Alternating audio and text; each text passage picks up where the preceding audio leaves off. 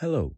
In this quick tutorial, we will show you how to verify your identity on the web portal. You will need either a webcam, a laptop, or a smartphone with an undamaged camera and an identification document such as an ID card, Swiss passport, or residence permit in credit card or paper format.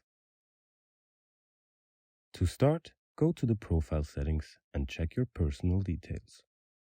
Make sure the information in the portal and on your ID are matching. After checking everything, click Verify Now. You will be redirected to an external platform to start the identification process. After successful verification, you'll receive a confirmation email.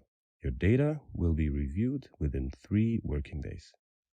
If the review is unsuccessful, you will receive an email with an error message and will be contacted by temptraining within 7 working days. If the review is successful, you will receive a confirmation email and you can then log into the web portal and use all its functions. Much success! Temp training.